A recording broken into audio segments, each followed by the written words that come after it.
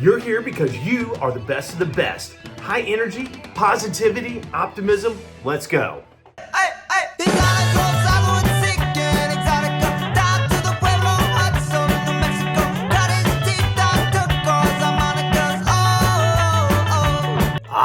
Vampire Weekend, my wife's absolute favorite band, and today we're going to focus on being unapologetically you. Because sometimes the most punk things in life that you can do is stop pretending to be somebody else. Like my wife always liked to say, especially to our kids, be you, boo. So today we're talking about their big breakout hit, A-Punk, just a quick monster. So back in the late 2000s, these guys broke out. Ivy League kids, they look sharp. We'll see them in the video in a second. And first album came out, and man, they nailed it. And all of a sudden, the people are like, oh, well, you look kind of preppy. You look different. You don't look like a cool rock punk band. And so we're going to dig into that in just a little bit. But so were these guys actually punk? Were they fake punk? What the hell does that even mean? So instead of changing for approval, they leaned in harder on their next album, and they didn't stop. They were who they were. So honestly, I think that's pretty damn punk. So let's jump into this. Let's go.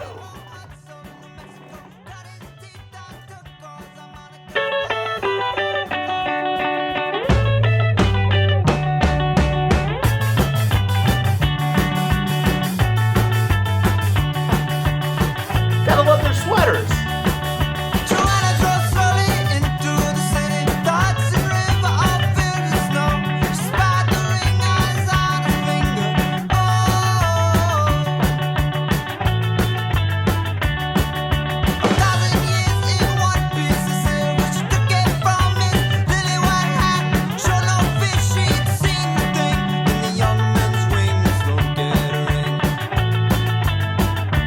Okay, I'm gonna pause for just a second there. So, honestly, these lyrics are crazy, which is what they're known for. They're totally eclectic, totally worldly, totally all over the place.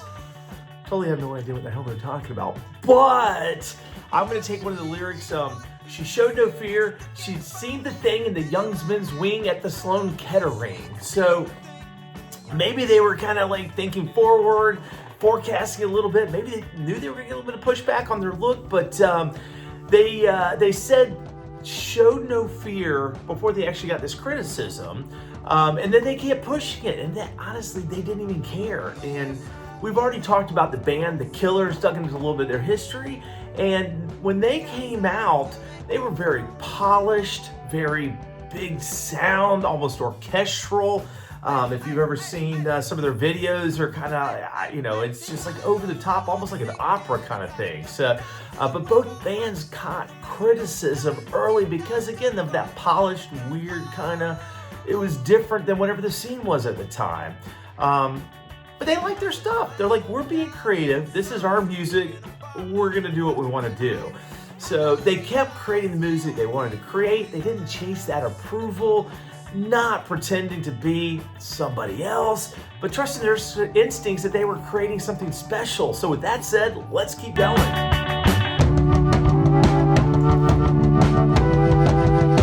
Little drummer boy.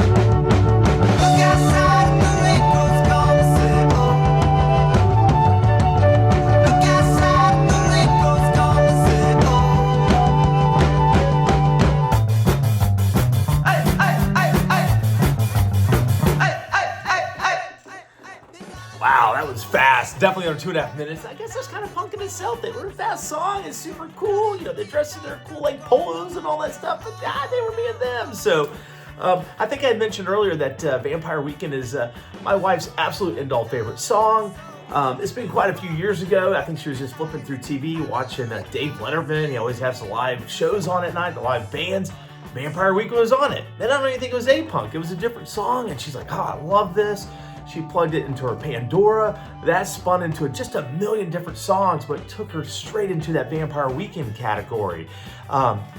So I remember she approached me. She goes, oh, I know you love music. You got to dig into this song. And so she introduced me to it, and specifically the song Giving Up the Gun. Great song. But I start listening to it for the very first time. It says, my gun is old and rusty. Completely shut down. I'm like, what kind of lyrics are these? Old, rusty? Visually, it sounds negative to me. But over time, it kind of wore into me. I was like, man, these guys, she'd play in the background, Pandora, the house stereo, whatever. And I'm like, yeah, it's pretty catchy. It's pretty positive. Even the Giving Up the Gun song comes back on. I'm like, wow, these bright bells, these chimes. I'm really like, I started to like it. I liked it. You know, what can I say? So I downloaded the first album, some of the other songs like Oxford Comma, Run. Some of these songs are just brilliant. They're fun. They're smart. They push your buttons a little bit. And the coolest part is that she and I ended up going to see them together. It's been quite a few years ago now, but down in St. Augustine, Florida at the amphitheater. We got there early. I think we even spent the night. But we got there early, front row, saw these guys. They came out, they were themselves, they played their own music that they didn't take a pause in, and they had a blast. And guess what?